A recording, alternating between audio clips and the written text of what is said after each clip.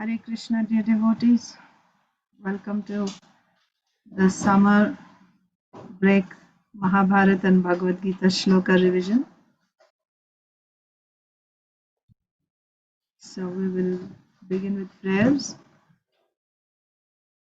and then we'll start reciting Bhagavad Gita shlokas, memorization shlokas from chapters 7, 8 and 9.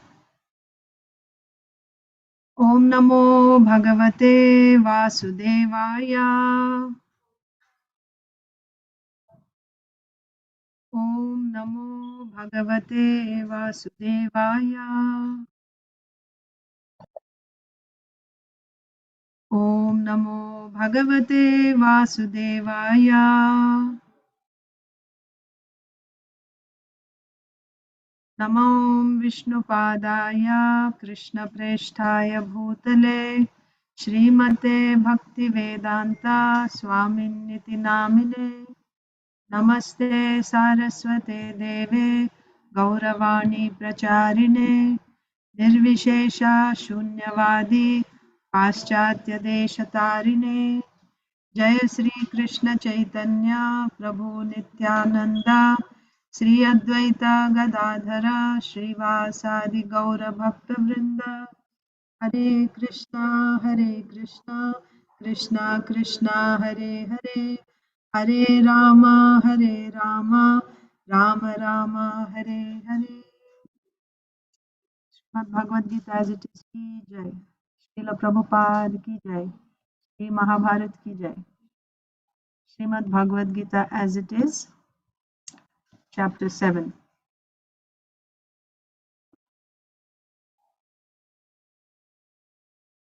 And everyone please recite.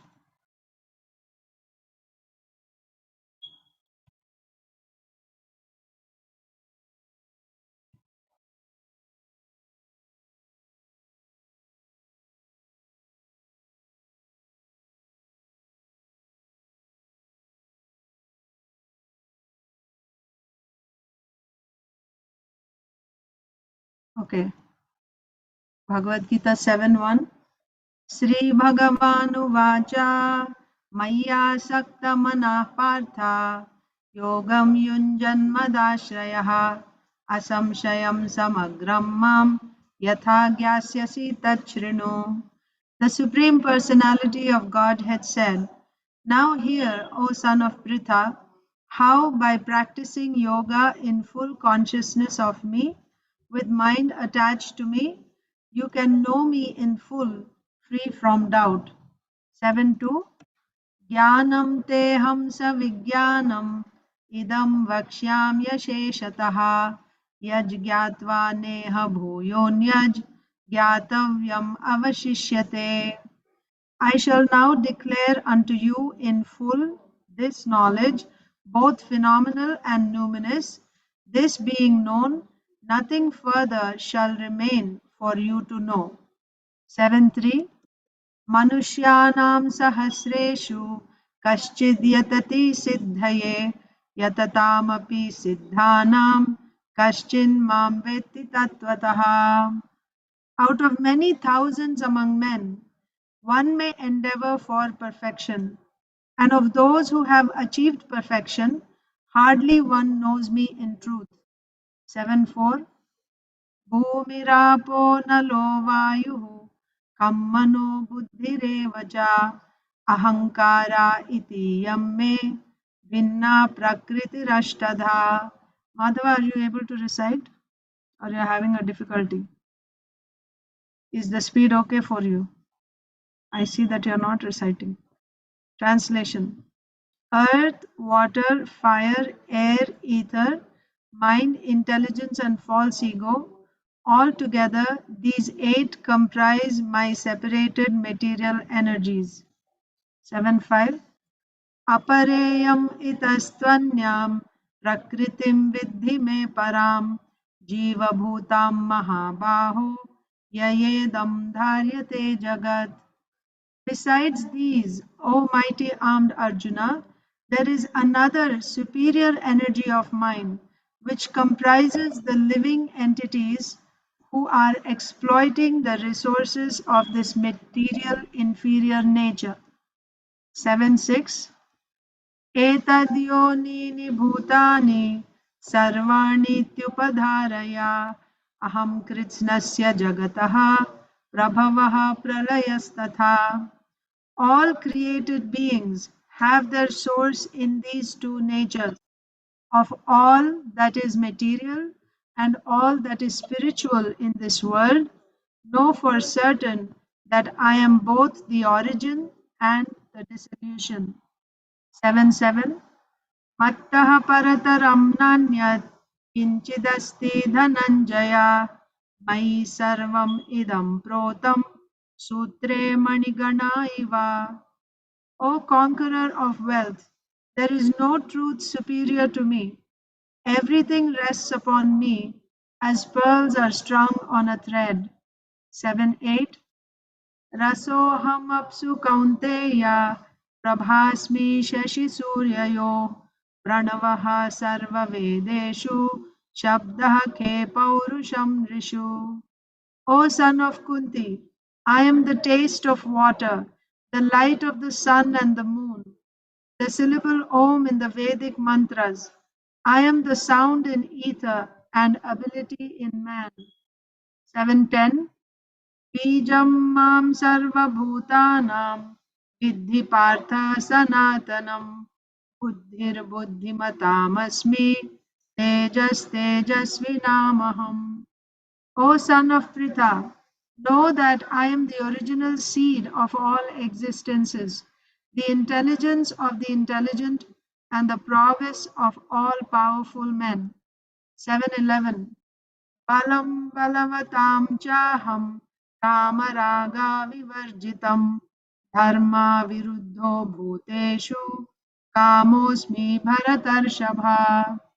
I am the strength of the strong, devoid of passion and desire. I am sex life, which is not contrary to religious principles. O Lord of the Bharatas, Arjuna.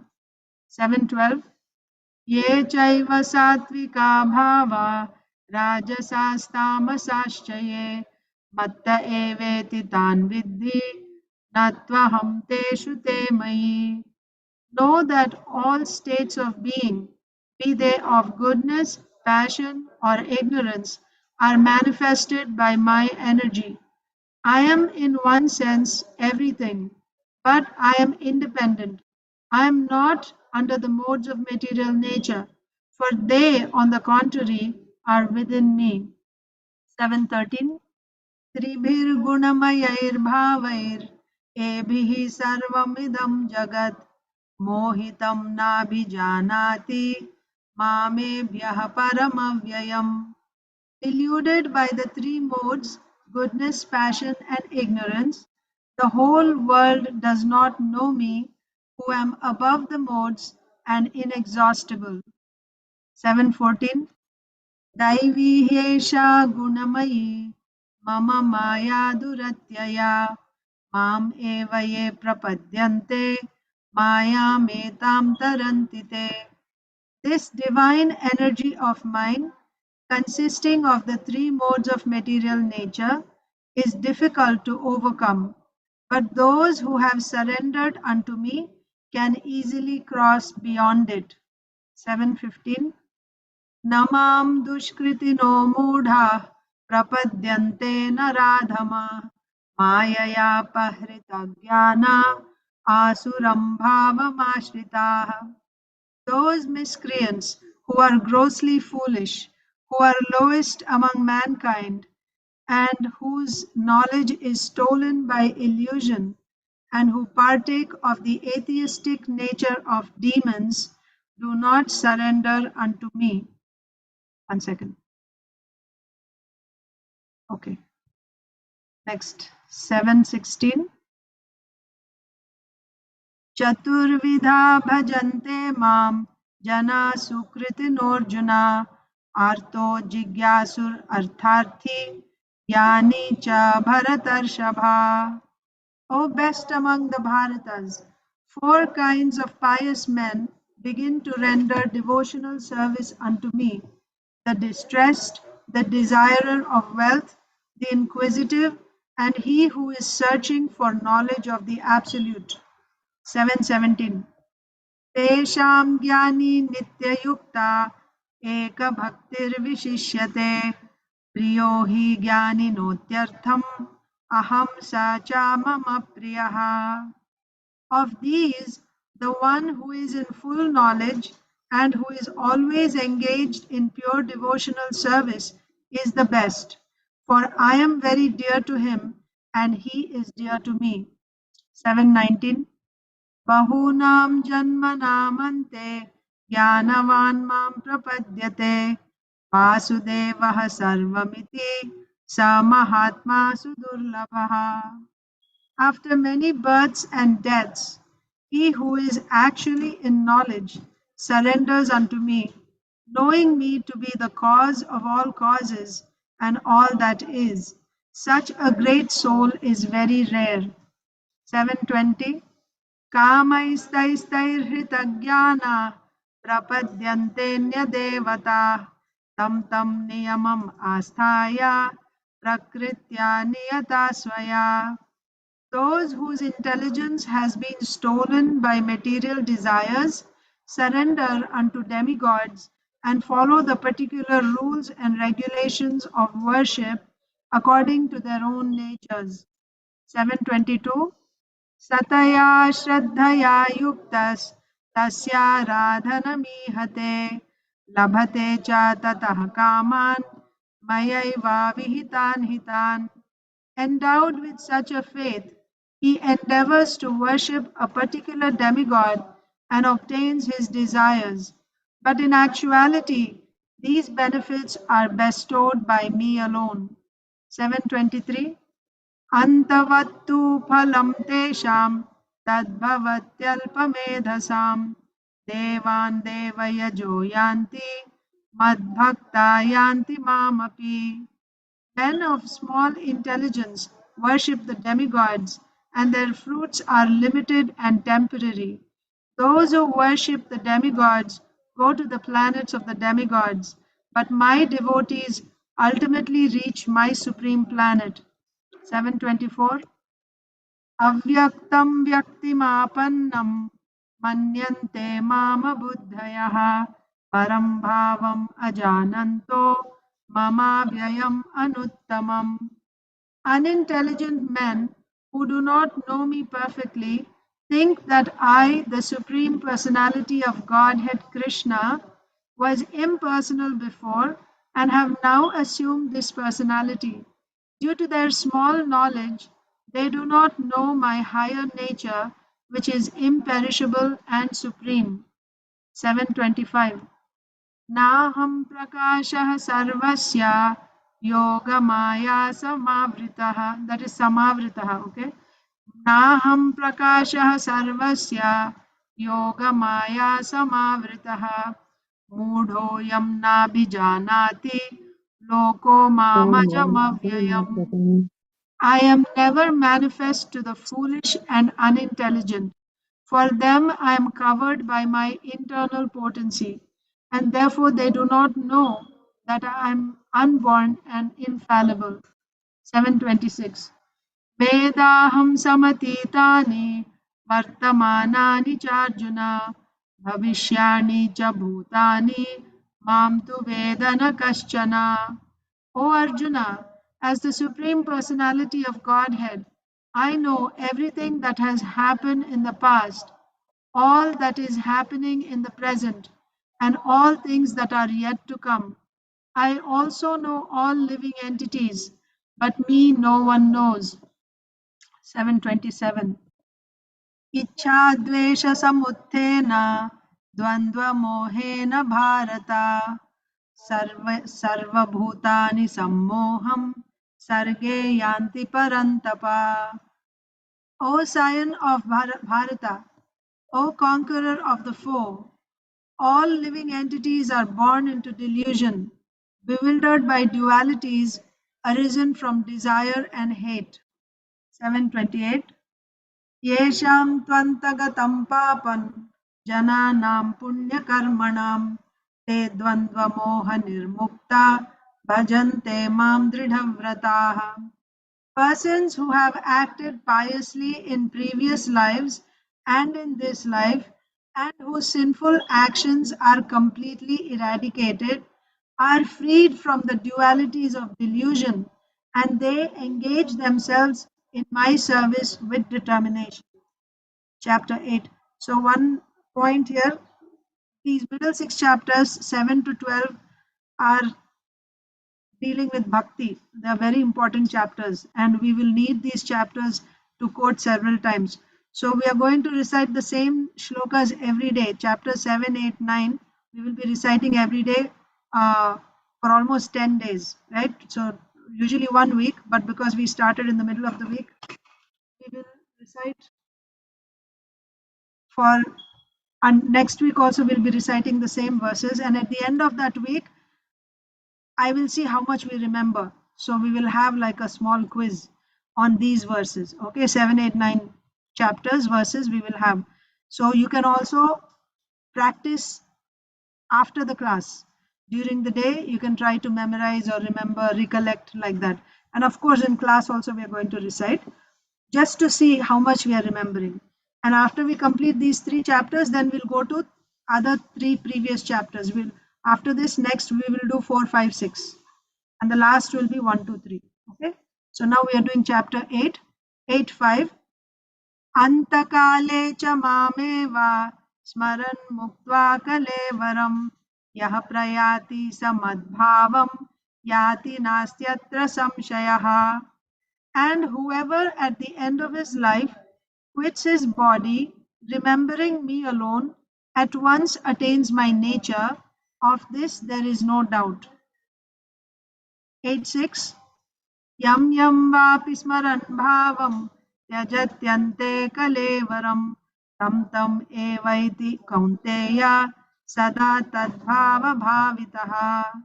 Whatever state of being one remembers when he quits his body, O son of Kunti, that state he will attain without fail. 8.7. तस्मात् सर्वेषु कालेषु माम् अनुस्मर युध्य च मय्यर्पिता मनो बुद्धिर् मामे वैश्यस्य संशयः. Therefore, Arjuna, you should always think of me in the form of Krishna, and at the same time carry out your prescribed duty of fighting. With your activities dedicated to me and your mind and intelligence fixed on me, you will attain me without doubt. 8.8. अभ्यासयोगयुक्तेन चेतसा नान्यगामिना परमं पुरुषं दिव्यं याति पार्थानुचिन्तयन्.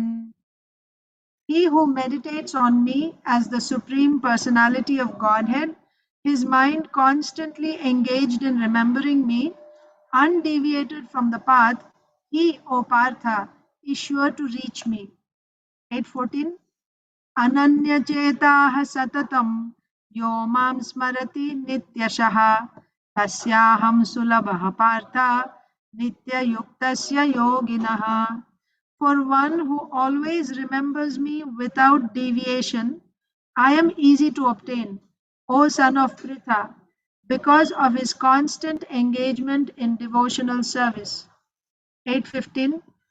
माम् उपेत्य पुनर्जन्म दुःखालयम् अशाश्वतम् नाप्नुवन्ति महात्मानः संसिद्धिं परमां गताः.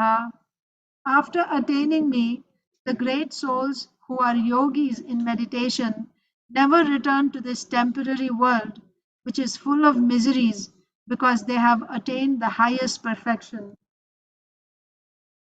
Wait. 8.16.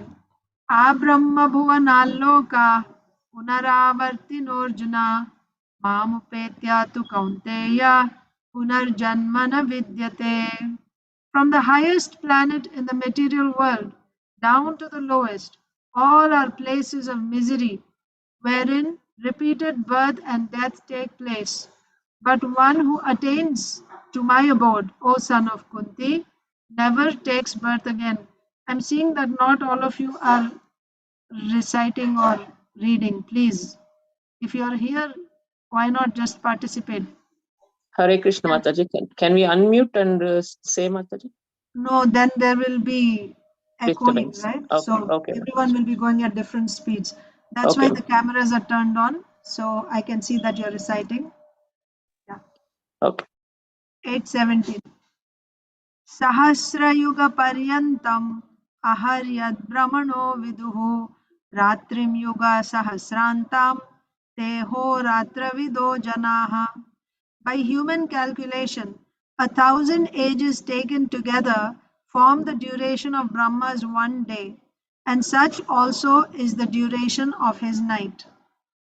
819. Also, as we are reading, try to see the flow, how Krishna is explaining, right? You'll see the flow of the chapter.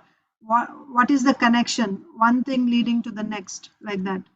So Krishna said, anyone who's going to remember him at all times, he will come to him. One who comes to him, he doesn't have to come back to this material world. And what happens in this material world is being explained. All places in this material world are places of misery. So now next one is 819. भूतग्रामः स एवायं भूत्वा भूत्वा प्रलीयते रात्र्यागमे वशः Partha प्रभवत्यः रागमे. Again and again, when Brahma's day arrives, all living entities come into being, and with the arrival of Brahma's night, they are helplessly annihilated. 820. परस्तस्मात्तु भावोऽन्यो व्यक्तो व्यक्तात् सनातनः यः स सर्वेषु भूतेषु नश्यत्सु न विनश्यति. Yet there is another unmanifest nature which is eternal and is transcendental to this manifested and unmanifested matter. It is supreme and is never annihilated. When all in this world is annihilated, that part remains as it is. 821. Avyaktokshara ityuktas tam ahu paramam gatim yam prapya na nivartante tadhama paramam mama. That which the Vedantists describe as unmanifest and infallible, that which is known as the supreme destination, that place from which, having attained it, one never returns, that is my supreme abode. 828. Vedeshu yagyeshu tapassu chaiva daneshu yat punya phalam pradishtam atyeti tat sarvamidam viditva yogi param sthanam chadyam. A person who accepts the path of devotional service is not bereft of the results derived from studying the Vedas, performing sacrifices, undergoing austerities, giving charity, or pursuing philosophical and fruitive activities. Simply by performing devotional service, he attains all these, and at the end, he reaches the supreme eternal abode. Chapter 9. 9.1. श्रीभगवानुवाच इदं तु ते गुह्यतमं प्रवक्ष्याम्यनसूयवे ज्ञानं विज्ञानसहितं यज्ञात्वा मोक्षसे शुभात्. The Supreme Personality of Godhead said, My dear Arjuna, because you are never envious of me, I shall impart to you this most confidential knowledge and realization, knowing which you shall be relieved of the miseries of material existence. 9.2. Rajavidya Rajaguhyam Pavitram Idamuttamam Pratyakshaavagamam Dharmyam Susukham Kartum Avyayam. This knowledge is the king of education, the most secret of all secrets. It is the purest knowledge, and because it gives direct perception of the self by realization, it is the perfection of religion. It is everlasting and it is joyfully performed. 9.3. Ashraddhana Purusha Dharmasyasya Parantapa Aprapya Mam Nivartante Mrityu Samsara Vartmani. Those who are not faithful in this devotional service cannot attain me, O conqueror of enemies. Therefore they return to the path of birth and death in this material world. 9.4 Maya tatamidam sarvam jagad avyaktamurtina matsthani sarva bhutani nachaham teshvavastitaha. By me, in my unmanifested form, this entire universe is pervaded. All beings are in me, but I am not in them. 9.5 न च मत्स्थानि भूतानि पश्य मे योगमैश्वरम् भूतभृन्न च भूतस्थो ममात्मा भूतभावनः. And yet everything that is created does not rest in me. Behold my mystic opulence. Although I am the maintainer of all living entities, and although I am everywhere, I am not a part of this cosmic manifestation, for myself is the very source of creation. So the creator is separate from the creation. 9.10 मयाध्यक्षेण प्रकृतिः सूयते साचराचरम् हेतुनानेन कौन्तेय जगद्विपरिवर्तते. This material nature, which is one of my energies, is working under my direction, O son of Kunti, producing all moving and non-moving beings. Under its rule, this manifestation is created and annihilated again and again. 9.11 Avajananti mam mudha manushim tanumashritam param bhavam ajananto mama bhuta maheshwaram. Fools deride me when I descend in the human form.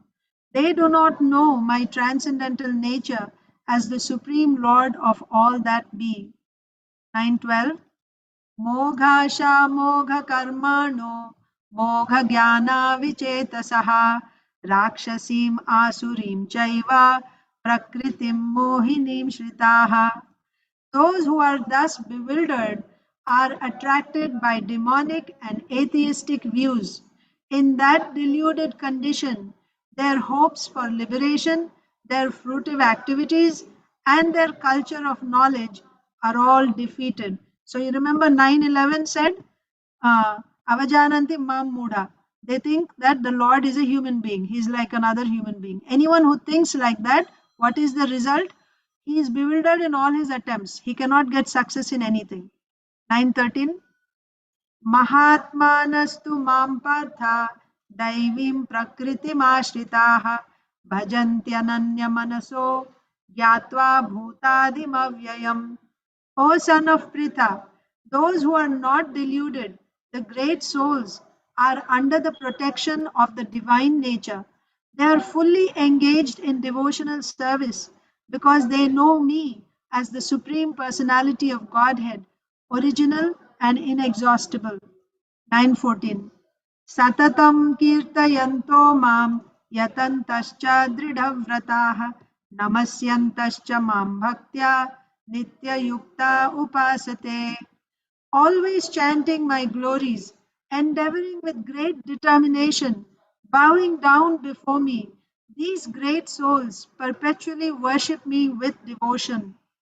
So these are the other type, not those who think he is a human being. These are the great devotees. What are their qualities we are seeing? Then 9.17 Pitahamasya jagato mata dhata pitamaha Vedyam pavitram onkara riksa maya jurevacha. So now the Lord is telling about his opulence. What is his position? Continue.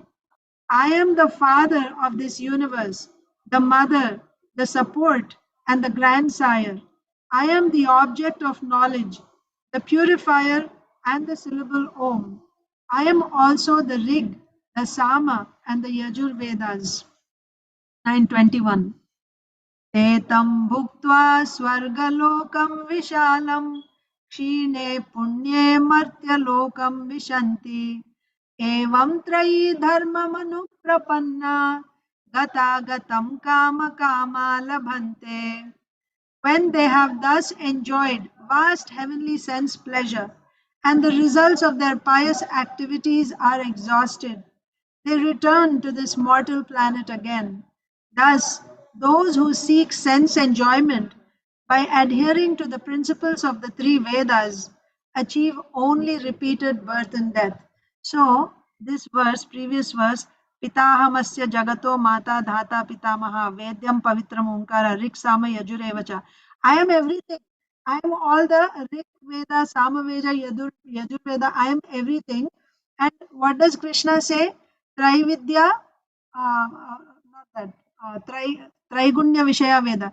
The Vedas are mainly dealing with the three modes of material nature, right? So, what do you get by following the Vedas? What is one aspiring for? They want to go to the heavenly planets. But what is the result? Krishna is saying, 921. When they have enjoyed, again they have to come back to this world. 922. This is again pure devotional service. अनन्याश्चिन्तयन्तो मां ये जना पर्युपासते तेषां नित्याभियुक्तानां योगक्षेमं वहाम्यहम्. But those who worship me with exclusive devotion, meditating on my transcendental form, to them I carry what they lack and I preserve what they have. The reason I'm giving explanations in between is you'll see the connection, then it will be easier for you to memorize and it makes sense when you're remembering. Yes? So Krishna is comparing someone who's materialist and someone who's a pure devotee. So in 922, what is the position of a pure devotee? And before that, when we saw 920, 21, that's a karmi. After all that he does, he has to come back to this world. What happens to a pure devotee? This is 922. Ananyas chintayanto mam ye jana paryupasate tesham nityabhiyuktanam yogakshemam vahamyaham. Translation.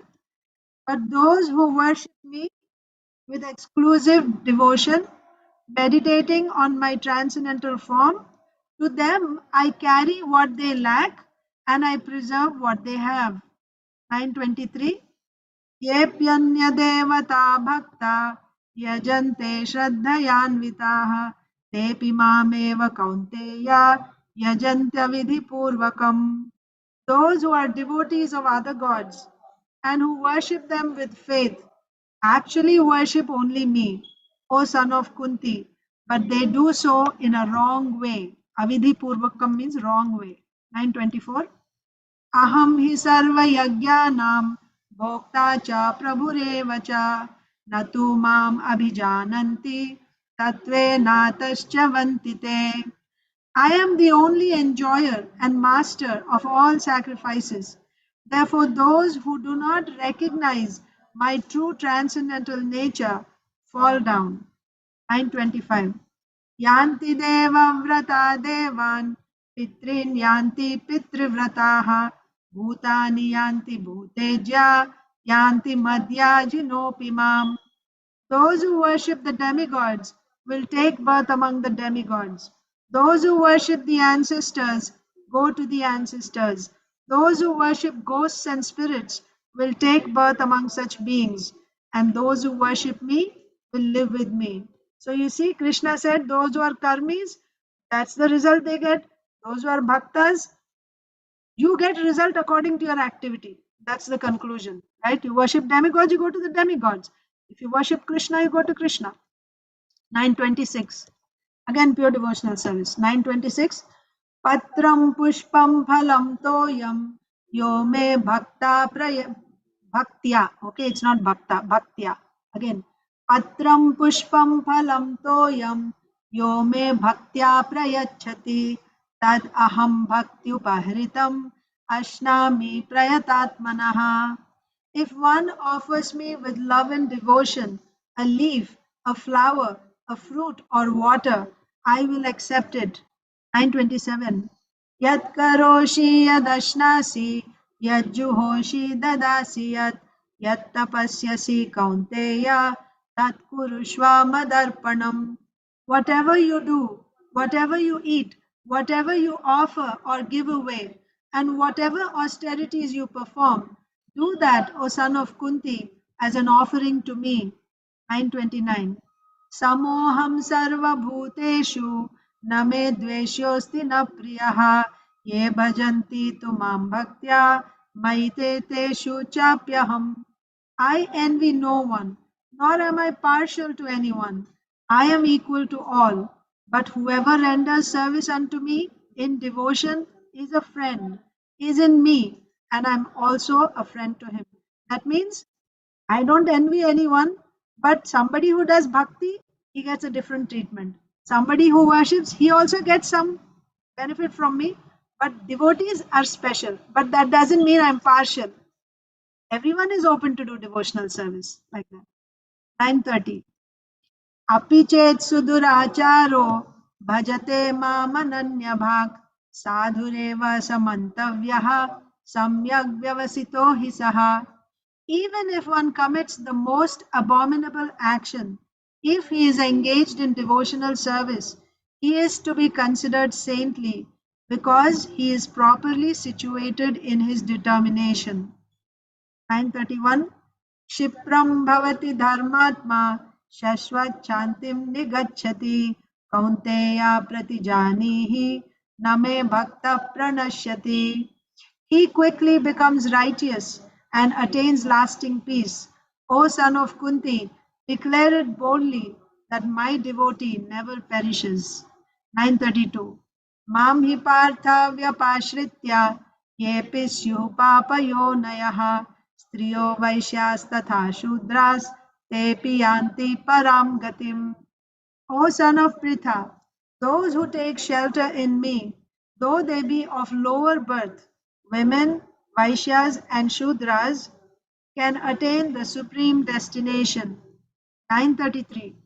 Kim punar brahmana punya bhakta rajarshayas anityam asukham lokam imam prapya bhajasvamam. How much more this is so of the righteous Brahmanas, the devotees, and the saintly kings. Therefore, having come to this temporary miserable world, engage in loving service unto me. 9:34. Manmana bhava madbhatto madhyaji mam namaskuru mame vaishyasi yuktvaivam atmanam matparayanaha. Engage your mind always in thinking of me. Become my devotee, offer obeisances to me, and worship me. Being completely absorbed in me, surely you will come to me. So now we'll do Mahabharata.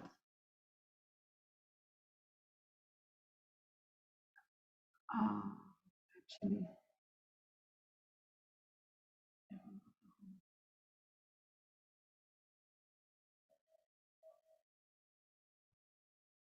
so yesterday we completed chapters 1 and 2. We saw in yesterday's reading, what did we read?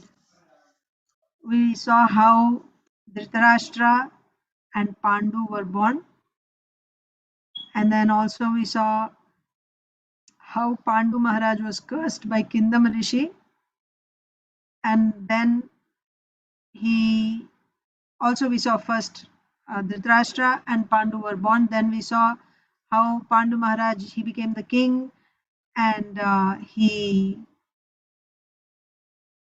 married Kunti and Madri.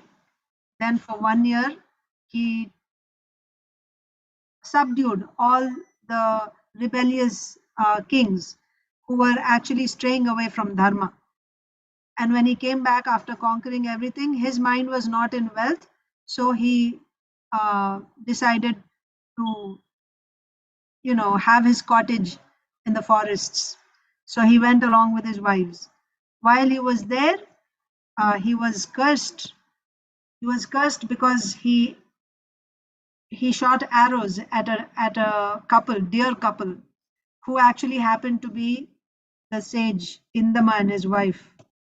And then the sage cursed Pandu Maharaj that when you approach your wife in this way, that's when you will die.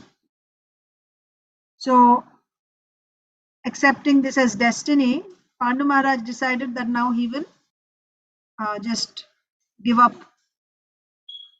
all pleasures, and he told his wives to go back. But they said, no, we will also take Vanaprastha like you. We will also live with you in the forest. So the three of them were living there. and he would always regularly hear from the sages.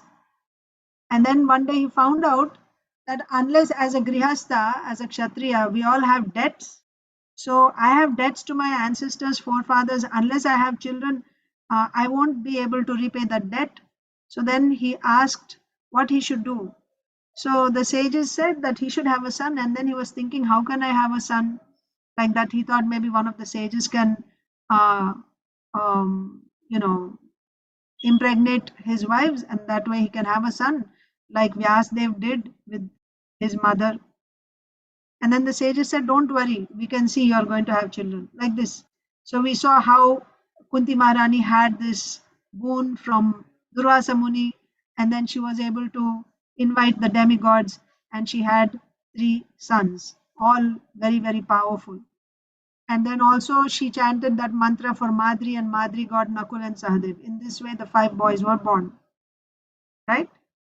And then they were growing up very nicely in the forest, and they looked like celestials, and they were growing very fast actually. When they were only 1 year old, they looked like 5-year-old boys. So that's what we were reading. Let's see what happened. Meanwhile, even at the palace, Dhritarashtra's wife Gandhari, she gave birth to 100 sons. So now let's continue reading. Chapter 3. The Pandavas come to Hastinapur. In Hastinapur, Dhritarashtra had performed 5 sacrifices with the wealth Pandu had bestowed upon him. He gave charity to hundreds of thousands of Brahmins and satisfied the gods with his offerings. The kingdom flourished, and the citizens had everything they desired. They were devoted to virtue, sacrifice, and truth. Bearing love and affection for one another, they grew in prosperity. Hastinapur was like the ocean, filled with numerous palaces and mansions. There were golden arches and crystal fountains everywhere. Between broad paved highways lay beautiful gardens, and air was filled with the sweet fragrance of blossoming trees. The clatter of horses' hoofs and chariot wheels mixed with the trumpeting of elephants and the blare of conch shells, which marked the beginning of sacrificial performances. Holy chants uttered by numerous Brahmins emanated from tall and exquisitely carved temple buildings, which graced the city in their thousands. There were thousands of temples in the city of Hastinapur. Hastinapur appeared like Indra's celestial capital, and each day dozens of feudal kings would arrive bringing tribute. So the emperor's capital is Hastinapur. All the other kings every day were coming to bring gifts to the king.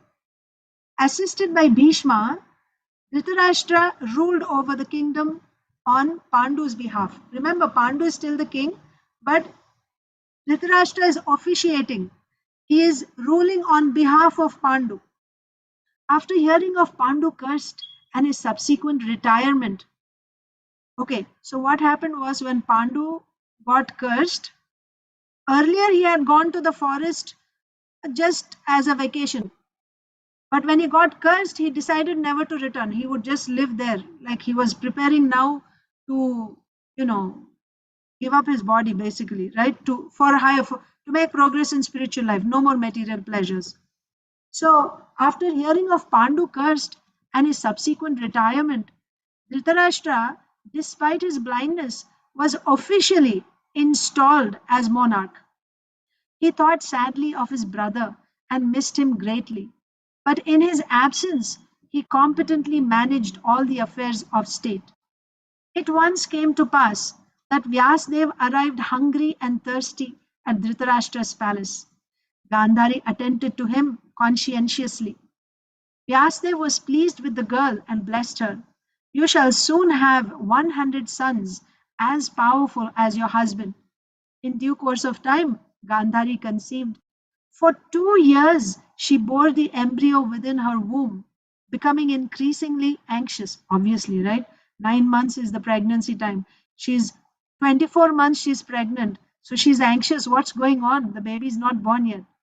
Then one day, news reached her that Kunti had given birth in the forest to a boy as effulgent as the morning sun. Out of frustration and anger, At her own excessively long gestation, she struck violently at her womb. She then brought forth a hard mass of flesh that resembled an iron ball.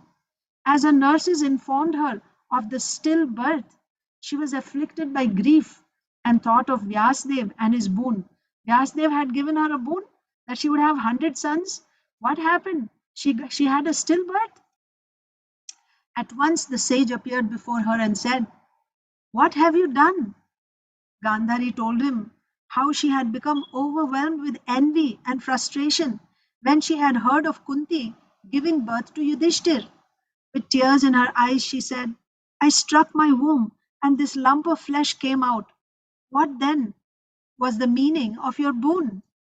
Vyasadeva replied that his words could never prove false.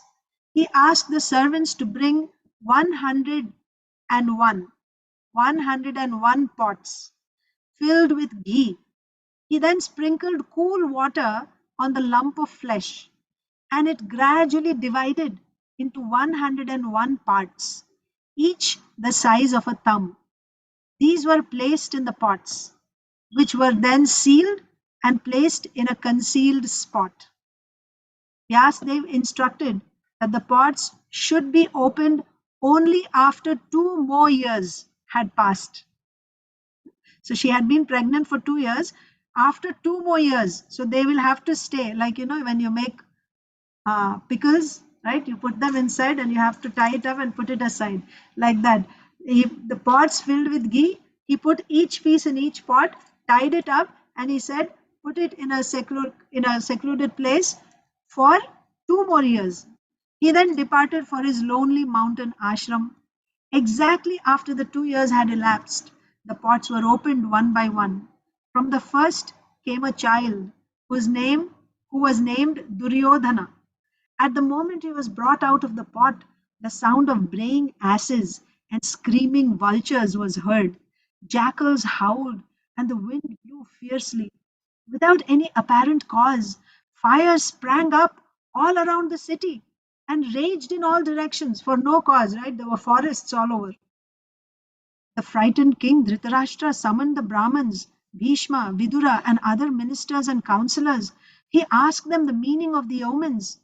The eldest of the princes, the eldest of the princes is undoubtedly Yudhishthir, and he should inherit the kingdom. I do not dispute that. But will my own son become the king after him?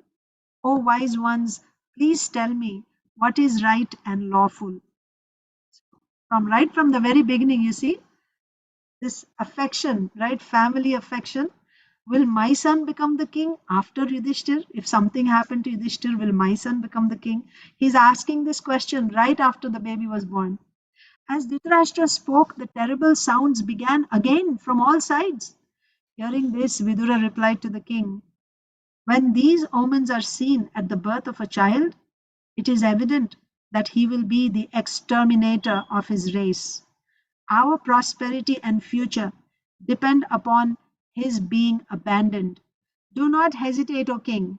This child must be cast away at once."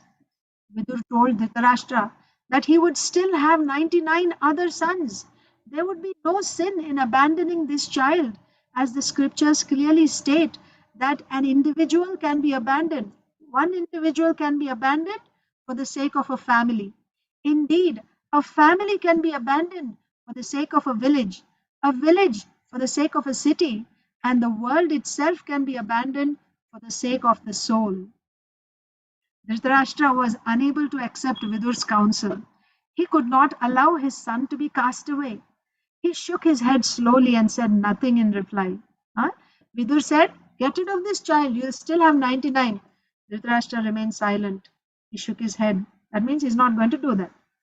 As the nurse stood by holding the baby, the king waved her toward Gandhari. Right? Take the child to Gandhari. And the child was handed to her. Bhishma and Vidur looked at one another but said nothing. Dhritarashtra was the monarch. His word was final.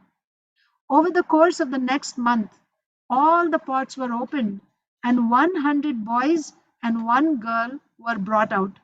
All the boys bore the signs of being great warriors and rulers. The king and queen rejoiced in their good fortune. Dismissing the evil omens, they dwelt contentedly in Hastinapur, attended by Bhishma and Vidura. Give me 1 second.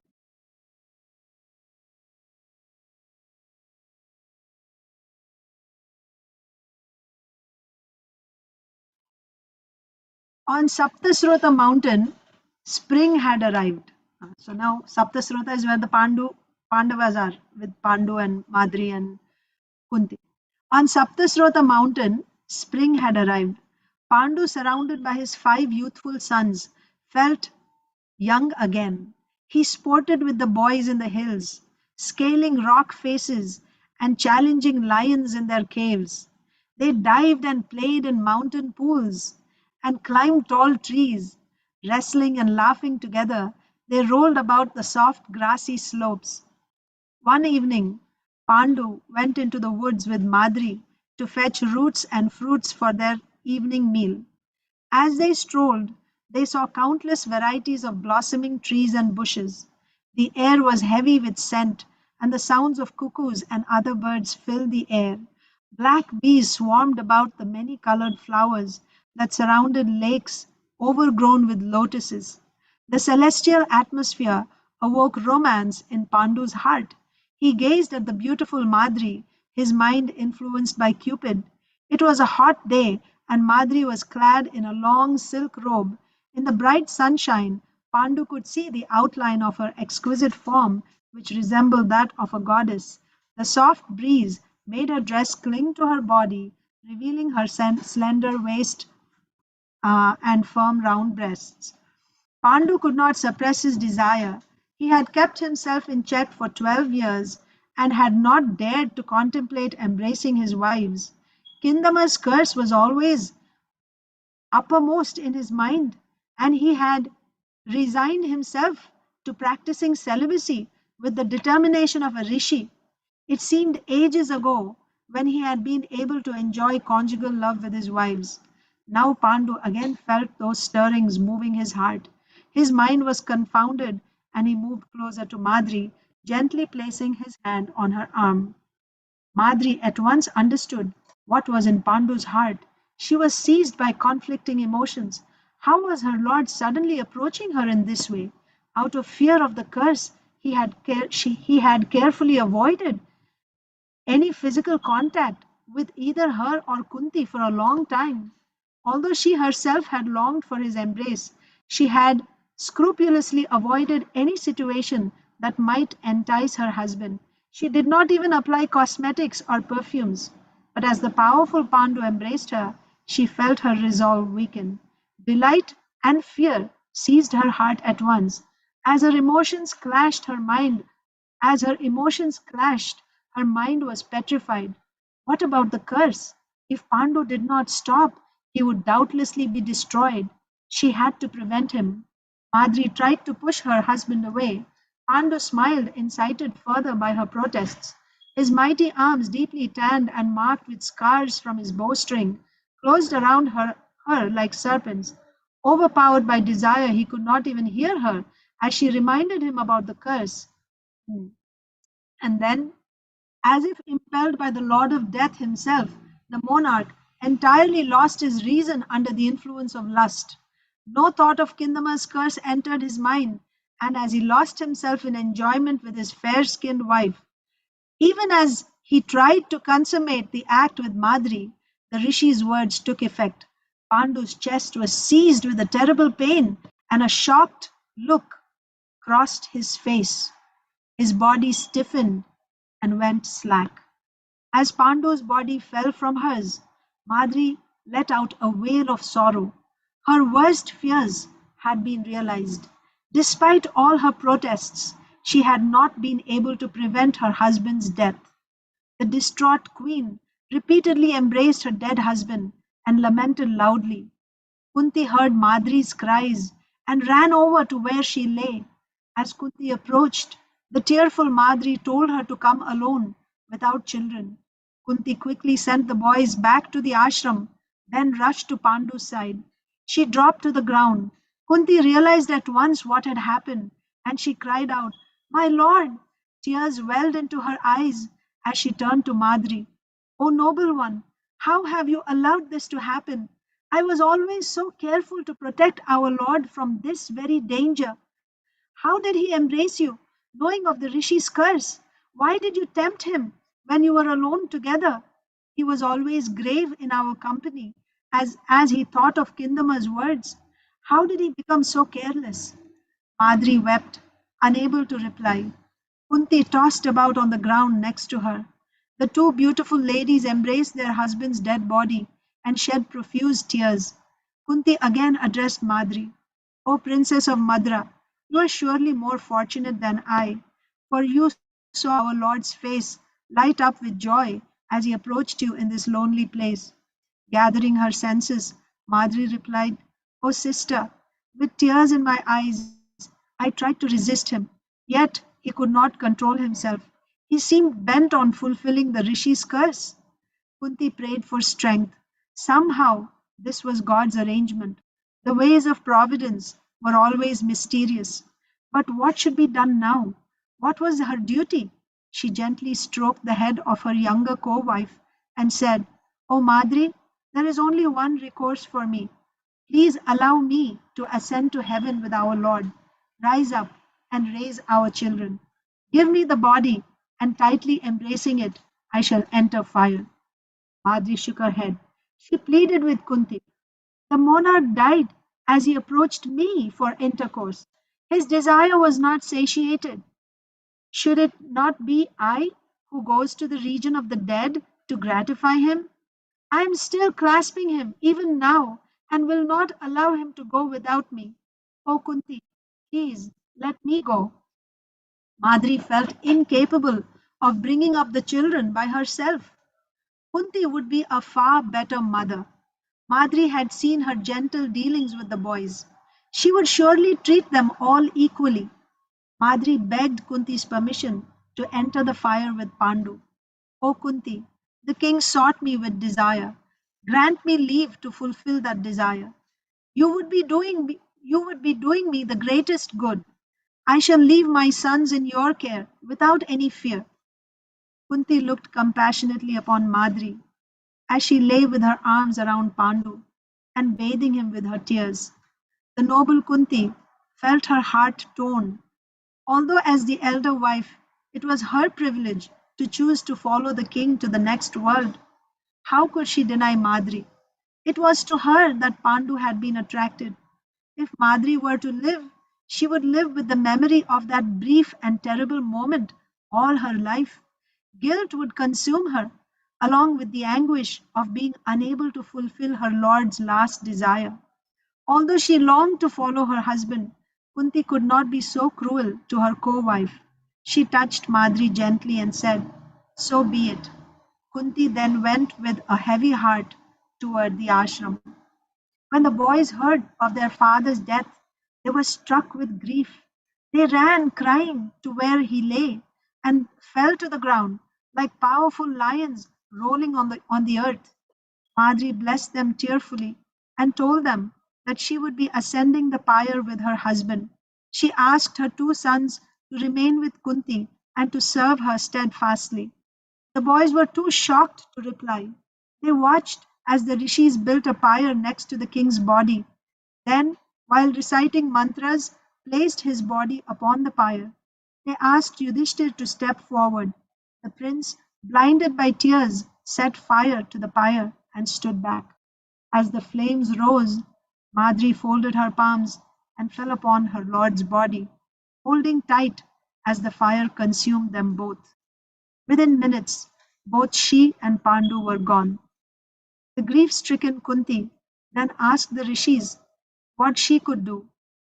The rishis advised Kunti to return to Hastinapur with her boys as soon as possible. They also told her they would accompany her, carrying the remains of Pandu and Madri with them. A large number of rishis, siddhas, and charanas formed a procession, walking ahead of Kunti and her sons. By their mystical powers, they all arrived at Hastinapur within a short time. Kunti then presented herself at the northern gate. and messengers ran swiftly to inform the king. Upon hearing of her arrival, Dhritarashtra, Bhishma, Satyavati, and all the other Kuru leaders hurried to the gate, followed by a large number of citizens who had heard that an assembly of celestials had arrived. Everyone was struck with wonder to see the brilliant rishis surrounded by siddhas and charanas. People came out in the thousands to see those divine beings. Dhritarashtra, along with his 100 sons, bowed before the rishis. Bhishma and the others also offered their obeisances to the sages, and after offering them seats, they sat before them on silk mats spread out on the ground. When the crowd was finally settled, Bhishma went forward and worshipped the rishis by bathing their feet and offering them argya. He answered their inquiries about the kingdom's welfare, saying that everything was well. Then one of the leading rishis stood up and addressed the Kuru elders. The virtuous monarch went to the Saptasrota mountain to observe the vow of celibacy.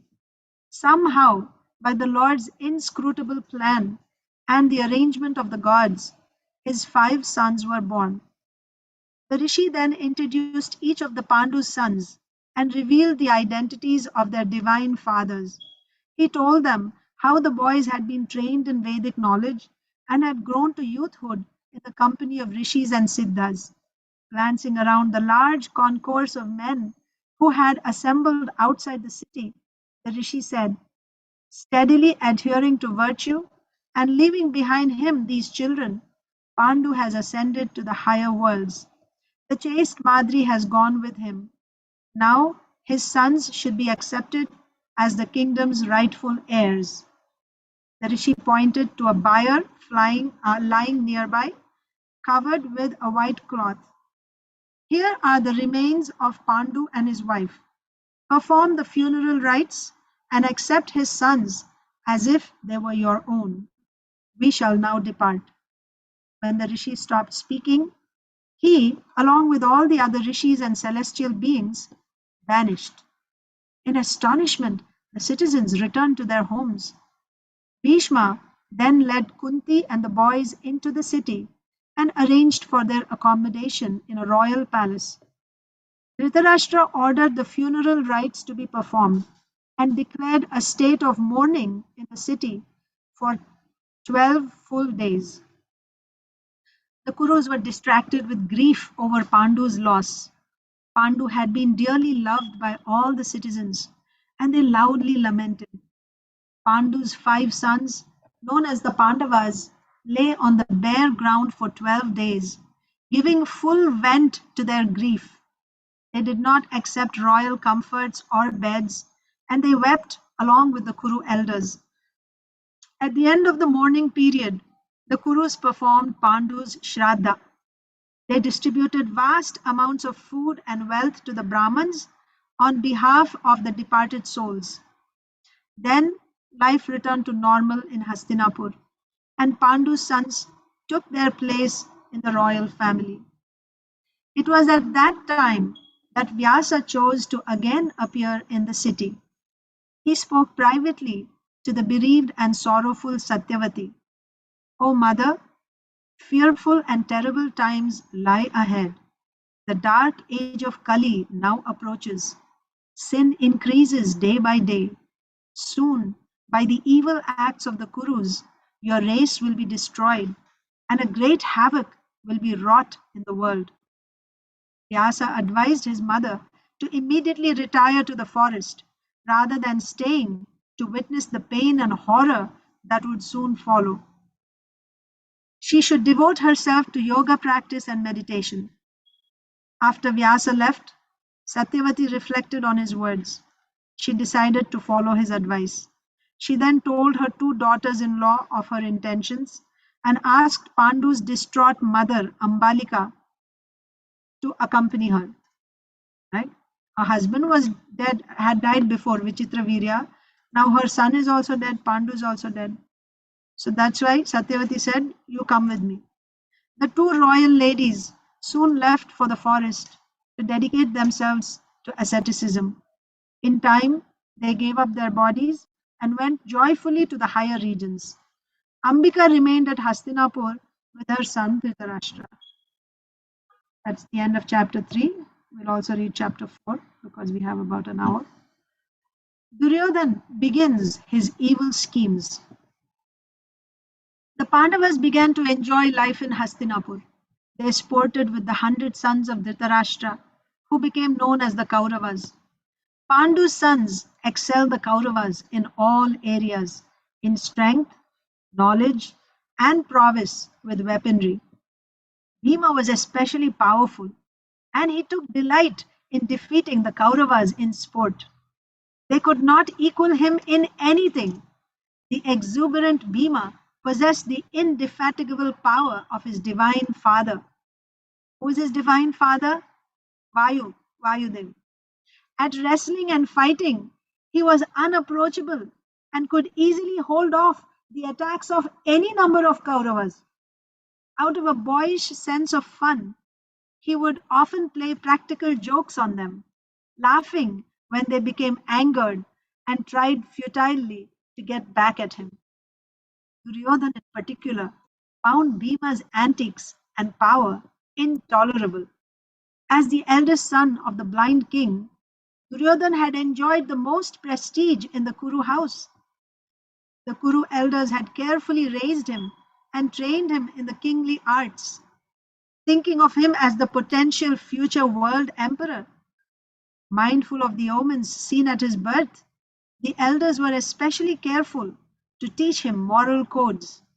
The prince was both powerful and capable in all areas of weaponry and politics, and was accustomed to being the center of attention in the royal palace since his birth. When the Pandavas arrived, however, all that changed. Pandu's sons were gentle, modest, and devoted to their elders. They soon became dear to Bhishma, Vidura, and the other senior Kurus. Their behavior was a welcome change from that of Duryodhana and his brothers, who tended to be self-centered and proud, and often quite arrogant. Duryodhana quickly became envious of his 5 cousins. His envy grew up like an oil-fed fire when he saw Bhima's pranks. After another day of humiliation at Bhima's hands, Duryodhana felt he could take no more.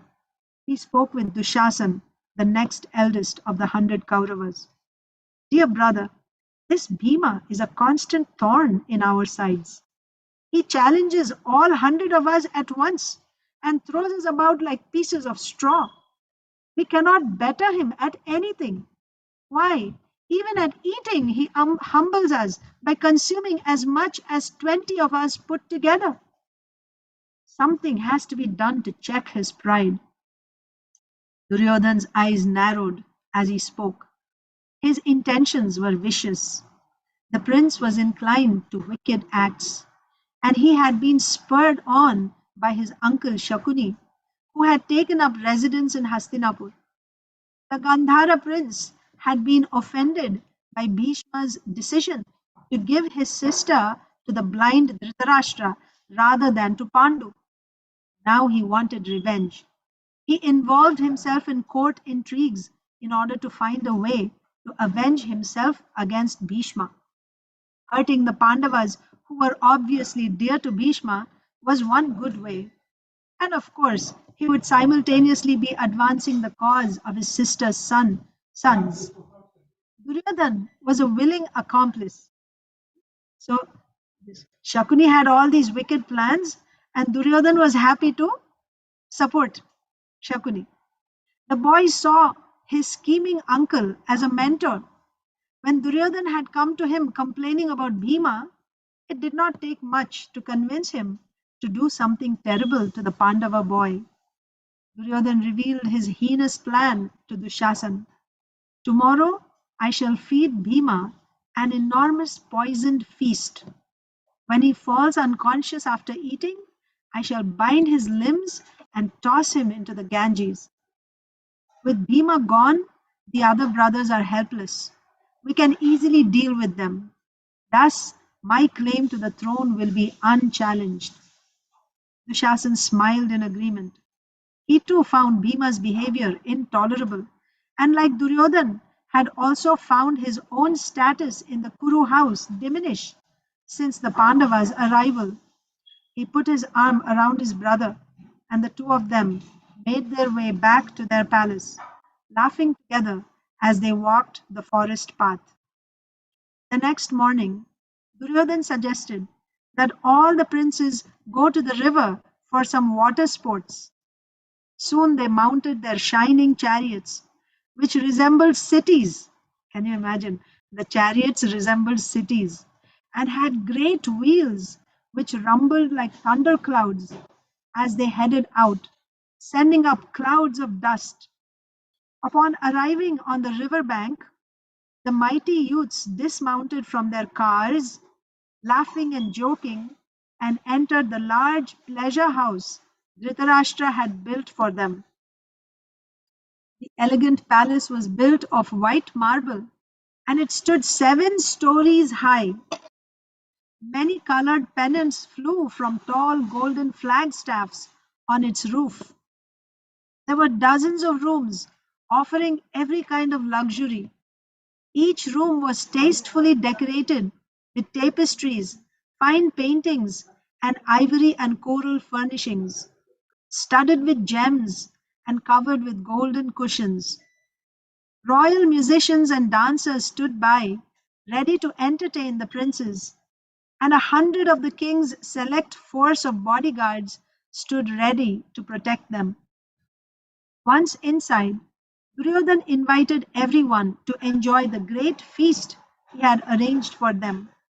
He led them through the mansion and out into the central gardens. The boys looked with pleasure upon the large ponds filled with red and blue lotuses and surrounded by soft grassy banks. Crystal waterfalls made tinkling sounds that blended with the singing of brightly colored exotic birds. The heady scent of numerous blossoms filled the air. Pine cushions had been arranged in lines on the grass, and many servants stood by, waiting to serve the feast. Duryodhana chose the seat next to Bhima. Then he ordered the servants to bring the food. The dishes were exquisite. Duryodhana had personally mixed the poison with the food he had brought to him. Duryodhana had personally mixed the poison with the food he had brought to him. He then offered the plate to Bhima, feigning love and feeding him with his own hand. Can you imagine? The guileless Bhima suspected nothing, and he cheerfully consumed his normal amount. Duryodhana rejoiced within as Bhima hungrily swallowed the poisoned cakes, pies, creams, drinks, and other preparations. When the feast was over, Duryodhana suggested they all go down to the river for sport. The boys raced to the river in great joy. They wrestled and rolled about on the ground, tossing each other into the clear blue water of the river. As usual, Bhima was the most energetic. The poison did not appear to have affected him. The prince, who stood head and shoulders above his peers, was a peerless wrestler. Anyone who approached him quickly found himself sailing through the air and landing in the water. Bhima would then dive in and create huge waves by thrashing his arms. The other princes were then dunked under the waters by the playful Bhima because of the waves. Late in the afternoon, the boys began to tire. They came out of the water and dressed themselves in white robes adorned with gold ornaments. Then they wearily made their way back to the mansion to spend the night. Bhima had consumed enough poison to kill 100 men, 100 grown-up men. But it was not until evening that the wind god's son began to feel its effects. At night, as night fell, he felt so drowsy that he decided to lay down by the river and rest. Gradually, he lapsed into a deep sleep. When the other princes had gone back to the mansion, Duryodhana saw his opportunity. Along with Dushasana, he bound Bhima's arms and legs with strong cords. Looking furtively around, the brothers quickly rolled the unconscious prince into the river. Bhima sank to the bottom of the river and was carried by underwater currents. The celestial abode of the divine serpent beings, the Nagas, could be reached through the Ganges, and Bhima was swept along a mystical path right into their midst. Where did he go? He went to the Nagaloka, where all the Nagas were. At once, the snakes began to bite the human, so suddenly arrived among them. Their virulent poison proved to be the antidote to the plant poison Duryodhana had administered. So, in order to remove poison from the body, they administer a stronger poison. So, whatever poison that Duryodhana fed Bhima was countered by the stronger poison of the Nagas when the snakes bit Bhima. Bhima slowly came back to his senses as the effect of the poison wore off. He woke to find himself on a strange river bank, surrounded by large serpents bearing their fangs. Bhima burst the cords binding his limbs. He picked up the snakes and dashed them to the ground. He pressed some into the earth with his feet and hurled the others to a distance. Seeing him render dozens of snakes unconscious, the others fled away in terror. Who is this? The Nagas went quickly to their king Vasuki. With fearful voices they said, "O king, a human fell among us, bound with cords. Perhaps he had been poisoned, for he was unconscious. When we bit him, he regained his senses and overpowered us. You should go to see him at once." Vasuki assumed a human form, rose from his bejeweled throne, and walked gracefully out of his palace. Arka, a Naga chief, went with him. Arka had long ago lived upon the earth in human society. He was Kunti's great-grandfather, and he immediately recognized Bhima as his great-grandson. Smiling, he introduced himself and embraced the prince. Seeing this, Vasuki was pleased and said to Arka, "What service can we render this boy? Let us give him an abundance of gems and gold." Arka looked at the powerful Bhima and replied, "I think this prince would be best served by us if we let him partake of our rasa." Vasuki agreed. Bringing Bhima back to his palace, he arranged for pots of the ambrosial rasa to be brought for him. Rasa is like their nectar. This drink was distilled from celestial herbs, and by drinking even one pot, a man would become permanently endowed with the vigor and strength of 1,000 elephants. Okay, if you drank one pot of this nectar, permanently that person's body would become as strong as 1,000 elephants. The Nagas placed a number of pots in front of Bhima and invited him to drink. Bhima sat facing the east, and as he always did before eating or drinking, offered prayers to the Lord. He then lifted one of the large pots of rasa and quaffed it down in one gulp. The Nagas watched in amazement as Bhima drank 8 pots of the divine elixir, which in a single draught, each in a single draught. So he would just take one pot, gulp it, put it aside. Take another pot, in one gulp he would take another pot. Like this, he drank 8 pots of that nectar. Even the most powerful among them, among the Nagas, would not have been capable of such a feat. The Nagas themselves couldn't do that. After Bhima had satisfied himself with the rasa, he again felt drowsy. Vasuki offered him a celestial bed, and the prince lay down. He remained in deep sleep for 8 days. He drank 8 pots, so he remained in deep sleep for 8 days as his body assimilated the rasa. On the 9th day, he awoke, feeling strong beyond measure. The Nagas told him that the rasa had given him the strength of 10,000 elephants. 10,000 elephants. He would now be invincible in battle. Vasuki told Bhima to bathe in the nearby sacred waters of the Mandakini, then dress himself in the robes the Naga king had brought for him. He should then quickly return to his home, as his kinsfolk were in much anxiety about him. Can you imagine? He's gone for 8 days. This is the 9th day, and there's no news about him. Nobody heard anything about him. What must be the state of mind of his mother, his brothers, right? So Vasuki said, you should go quickly. After he had bathed and eaten the celestial foods the Nagas provided, Bhima, dressed in white silks and gold ornaments, was led to the river. They entered with Bhima, and within moments they brought him out of the water near the place where he had been pushed in.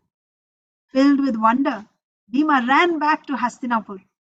In the city, Kunti saw her sons arrive back without Bhima. The other princes were surprised that he was not already there. They had assumed he must have gone ahead without them. Duryodhana and Dushashana feigned concern, but secretly they rejoiced, thinking Bhima to be dead. The virtuous-minded Yudhishthir believed that others were as honest as he was. Suspecting nothing, he told his mother, "We searched for Bhima in the gardens and mansion for a long time. We went into the woods and called out for him. Finally, we concluded he must have already left," meaning he went back to Hastinapur. That's what we thought. Yudhishthir became fearful. Perhaps Bhima had been killed. Kunti shared his fears, and she asked him again to go to the mansion with his brothers and search for the missing Bhima. When her sons left, she summoned Vidura and said, "O wise one, I am afraid for Bhima's safety. He did not return with the others. I often see an evil look in Duryodhana's eye. I know he is filled with malice toward Bhima. Perhaps he has killed him." Kunti hoped Vidur would give her solace. His words were always deeply considered and comforting. Vidura did not disappoint her. He replied, "Do not think in this way, O gentle lady. The great Rishi Vyasadeva has said that your sons will be long-lived. His words can never be false. Nor indeed can those of the gods who have predicted a great future for your sons." Remember, when they were born, the gods had predicted that they would do wonderful things. So the words of the gods cannot prove false. Still, Vidur remembered the omens surrounding Duryodhana's birth. He warned Kunti to be on her guard. The evil prince might try anything.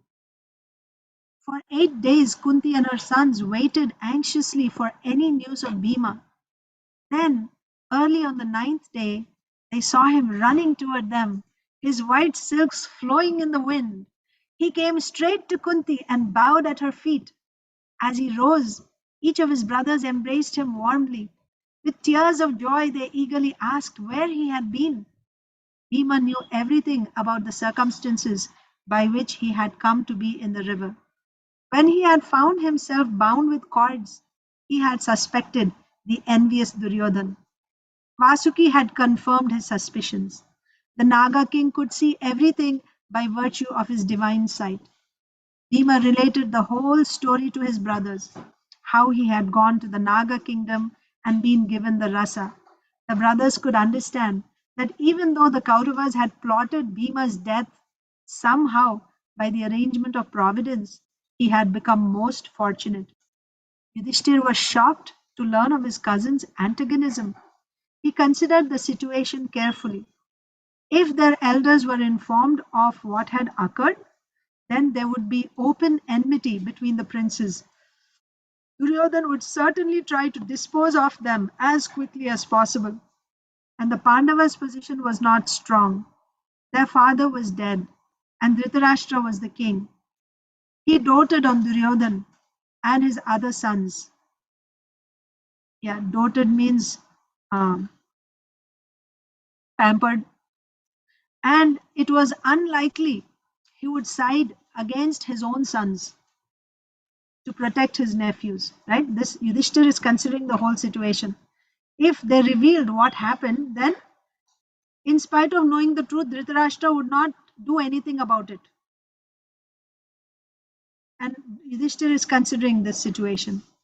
In order to protect the nephews, he would not punish his own sons. Yudhishthir ordered his brothers to remain silent. They should tell no one about what had occurred. Kunti, however, confided in Vidur. He advised her to follow Yudhishthir's suggestion. Thus, the Pandavas said nothing, but from that day forward, they became vigilant, always watching the Kauravas, especially Duryodhana and Dushashana. Besides Gandhari's 100 sons, Dhritarashtra had conceived another son by a servant maid who had waited on him during his wife's lengthy pregnancy. Unlike his half brothers, this boy Yuyutsu felt no envy or antagonism toward the Pandavas. One day, he secretly informed Yudhishthir that Duryodhana, who had been deeply disappointed to see that his plan to kill Bhima had failed, had again cooked a large quantity of the deadly datura poison into Bhima's enormous meal. Bhima laughed when he heard the news. Having drunk the Naga's celestial elixir, he had no fear of Duryodhana. He sat down before him and cheerfully consumed the entire quantity of poisoned food. Duryodhana was amazed to see that Bhima was not in the least affected. He gazed at the Pandava with open hatred. Although the Kaurava princes detested the Pandavas, Bhishma and Vidur loved them and would spend much time with the five virtuous and gentle princes. Bhishma had been especially fatherly toward them since the time they had arrived from the forest. He had been fond of Pandu. Now he felt the same fondness for Pandu's sons. The boys reciprocated his love and served him in various ways. The Pandavas were also favored by their military teacher Kripa. Kripa was the noble-minded son of a Brahmin who had adopted the warrior's profession, like Dronacharya, right? He's a Brahmana, but he adopted the warrior's profession. Profession means he's still a Brahmana, he's teaching how to fight. He told the princes his history. His father, a rishi named Gautama, had been engaged in fierce austerities and weaponry practice, for which he had an affinity. Gautama's asceticism and martial skills were so great that even Indra feared the rishi might exceed him in power and usurp his position in heaven. That anxious god therefore sent a beautiful Apsara, a heavenly nymph, to divert Gautama from his asceticism. When the rishi saw the semi-clad Apsara before him, he lost control of his mind and semen fell from his body. It landed in a clump of heath, and from it 2 children were born. Gautama fled after seeing the Apsara, not realizing that he had miraculously sired the children. Soon after he left, some of the king's soldiers found the 2 babies and brought them into Hastinapura. Sometime later, Gautama, understanding everything by his mystic power, came to the city and explained to the king what had happened. The rishi taught his son all his military skills, and in time, Kripa became the teacher of the princes. He became the martial teacher. Bhishma was pleased with Kripa's teaching. The boys were becoming highly adept at weaponry, but he wanted them to learn the secrets of the celestial weapons as well, so that they would be unmatched in warfare. Kripa did not have this knowledge. Bhishma had therefore been searching for a suitable teacher to take the princes further in military science. None he had seen had impressed him as qualified to train the princes. And one day, the boys ran to Bhishma with a strange tale to tell. They had been out playing ball in the woods. The ball fell into a deep, dry well, and the princes could not recover it. As they stood by the well, looking at one another in embarrassment, a dark man approached them. He was a Brahmin, appearing emaciated and poor, but with a bright effulgence and glowing eyes. The princes surrounded the Brahmin and asked if he could help them. Smiling a little, the Brahmin said, "Shame upon your prowess as warriors.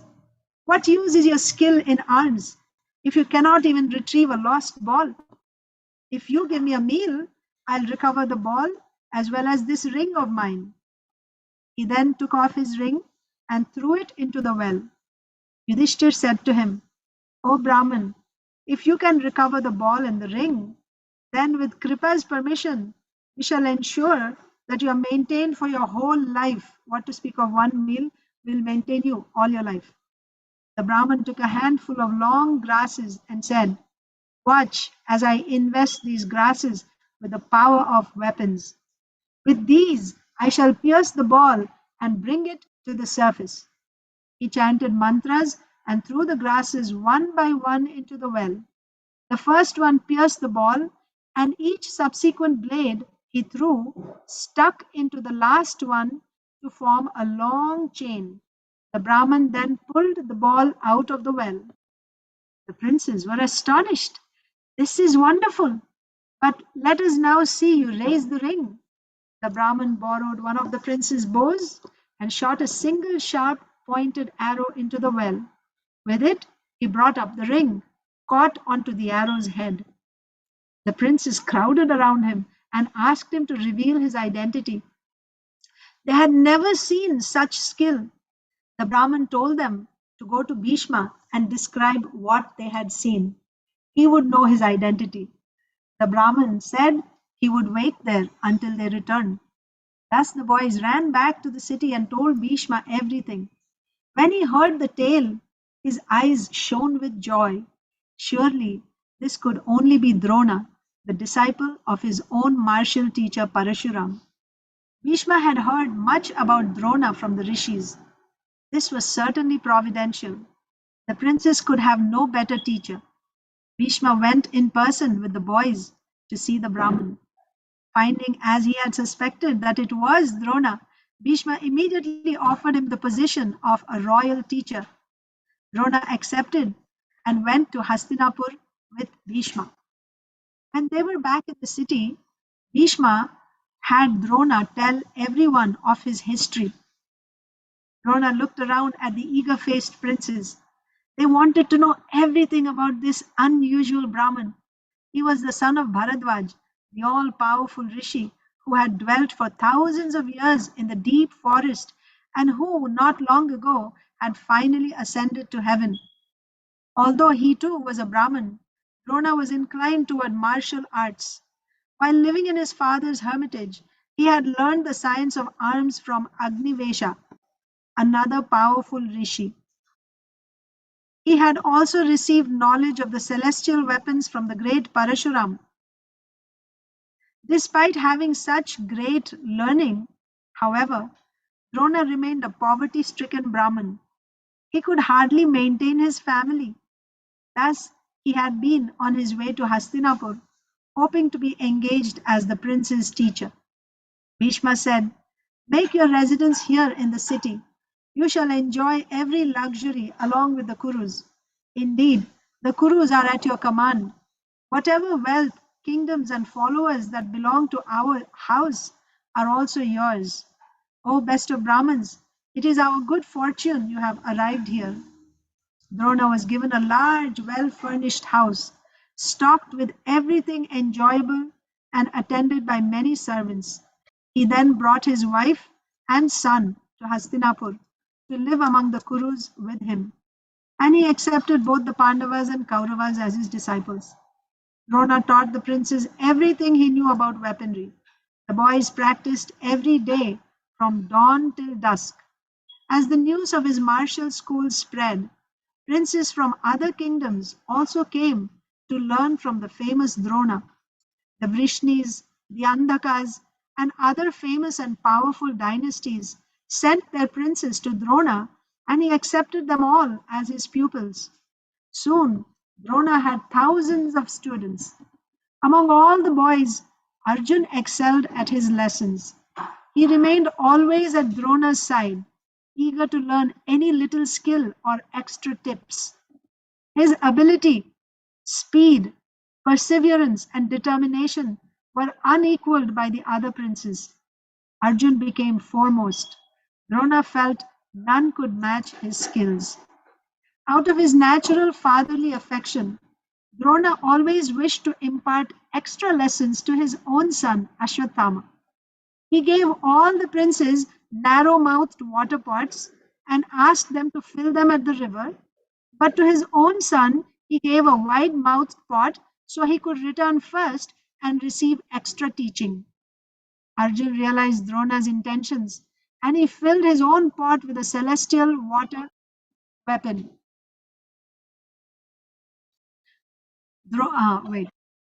Arjun realized Drona's intentions and he filled his own pot with a celestial water weapon and thus returned before Ashwatthama. Drona smiled when he saw Arjun's determination. His desire to learn from his preceptor was beyond compare. Arjun always carefully worshipped Drona and was attentive to his every command. Because of his devotion to studies and his guru, he became Drona's favorite student. Once, Arjun was eating his meal at night. Suddenly, the lamp blew out. It was pitch black. Arjun continued to eat as if nothing had happened. As he did so, he realized that simply by habit he was able to place the food in his mouth, although he could see nothing in the darkness. He then began to practice with his bow and arrows in the night, aiming at invisible targets. When Drona saw this dedication, he was overjoyed. He told Arjun, I shall make you unmatched upon the earth. No warrior shall be your equal. Drona then taught Arjun how to fight on horseback, on an elephant, from chariots, and on the ground. He showed him all the skills of fighting with clubs, swords, lances, spears, and darts, as well as many other types of weapons. Drona also taught him how to contend with any number of warriors fighting at once. As Drona promised, his skill soon became without compare on earth.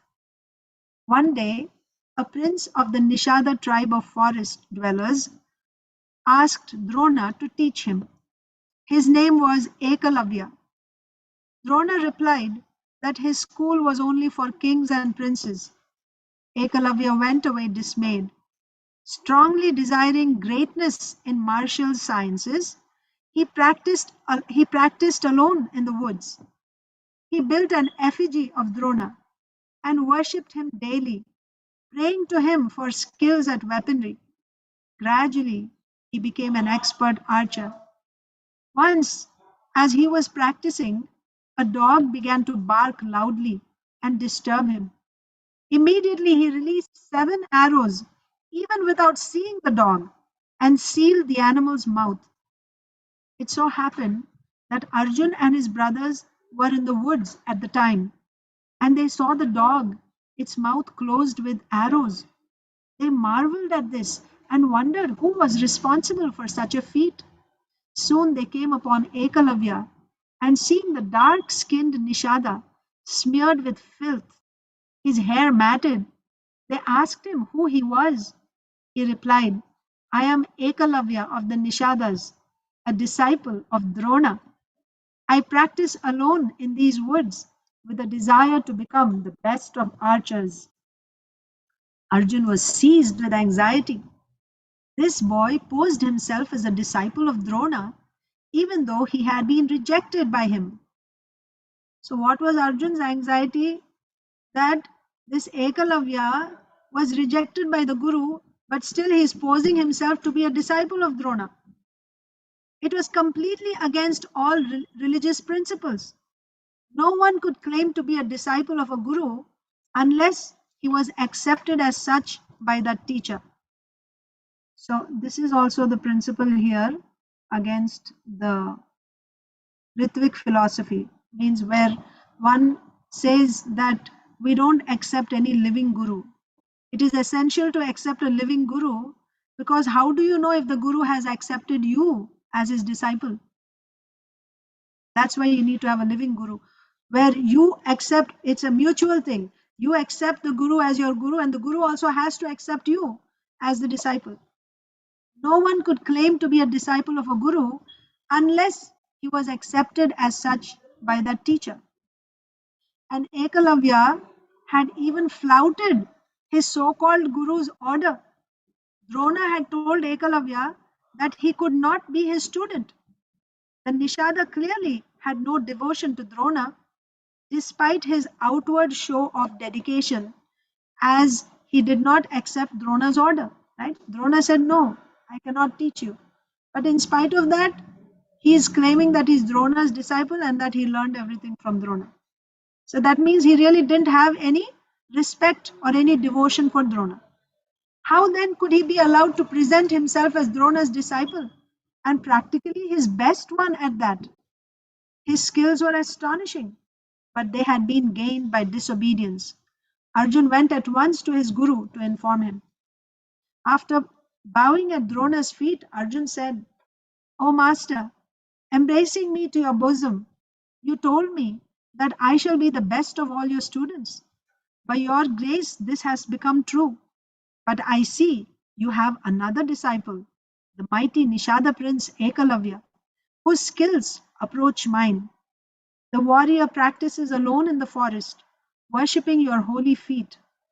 Has he become my equal?" Drona was immediately perturbed. He remembered dismissing Ekalavya, and he could understand Arjun's intimations and anxiety. After thinking for some moments, he replied, "Come with me, Arjun. We shall see today what caliber of disciple is this prince." Drona went at once with Arjun into the woods. When Ekalavya saw them approach, he fell to the ground and touched Drona's feet. Then he stood before Drona with folded palms, saying, "My lord, I am your disciple. Please order me as you will."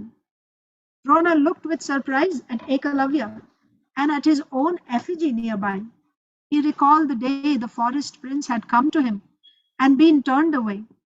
Drona was angered that he was now claiming to be his student. The Kuru preceptor had not desired to impart any martial skills to Ekalavya. You'll also see why he didn't want to teach Ekalavya.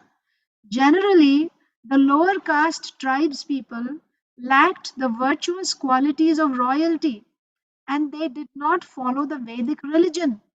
To give a low class man great martial power could be dangerous. Drona had been especially concerned about Ekalavya, as the Nishada tribe did not cooperate with the Kuru's virtuous rule. Drona would not accept any princes into his school if they belonged to races antagonistic to the Kurus. And the Kurus they were the emperors of the earth, all right, Rajarshis, who were ruling according to the Lord's instructions in the Vedas. So Drona would not accept any princes who belonged to races antagonistic to the Kurus. Drona stood thinking for some time. His first assessment of Ekalavya had obviously been correct.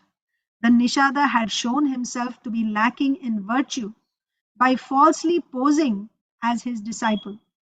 Clearly, he desired only to be great, known as a student of the famous teacher, but not to actually obey him. Smiling a little, Drona said to the Nishada, "O hero, if you really wish to be my disciple, then you must give me some dakshina. The disciple should be prepared to give anything to his guru. Therefore, I ask you to give me your right thumb." Drona knew that this was asking a lot from Ekalavya. The loss of his thumb would impair his skill at bowmanship. But if he wanted to be known as Drona's disciple, he could not refuse. Drona also wanted to show that one cannot please his teacher and achieve perfection by dishonest means. By taking Ekalavya's thumb, he was also removing any threat he or his race might pose to the Kurus. Drona looked expectantly at the Nishada prince. Ekalavya immediately took out his hunting knife. Although he had been unable to accept Drona's first order, the prince did not want to be considered at fault for failing to give dakshina to his guru. And he knew that all his knowledge and skills would be nullified if he refused Drona's request, right? If he said, no, I won't give, then whatever he learned wouldn't stay with him. Because unless you give Guru Dakshina, that knowledge won't stay with you. Of course, now Guru Dakshina does not mean you go and give some money to the teacher and you think I've given Guru Dakshina. Guru Dakshina means you have to satisfy the Guru. How is the Guru satisfied? The knowledge that the Guru is imparting, if that knowledge is distributed, then that is the best service to the Guru. But of course, the student should ask the Guru, how can I serve you? What can I do for you? And if the Guru actually says, I want this from you, if the student does not do, then whatever knowledge he received from the Guru, it will not stay with the disciple. Ekalavya was aware of this. So what choice did he have? If he gave the thumb, at least he would have, the name that yes, he sacrificed his thumb for the sake to satisfy his guru. But if he didn't give, he will also get the blame, and also no knowledge, no skills would remain with him. So that's why he decided to give the thumb. He knew that all his knowledge and skills would be nullified if he refused Drona's request. Without the least hesitation, he cut off his thumb and handed it to Drona. Drona took the thumb and thanked the prince. Raising his hand in blessing, he turned and walked quickly away, followed by a relieved Arjun. With his firm action, Drona had clearly upheld religious principles. So that's the end of chapter 4. Tomorrow we will read chapter 5. Hare Krishna. Thank you all, dear devotees. I'll end the session here. Does anyone have any questions or comments? No? Okay. So then we will end here. I'll see you tomorrow morning.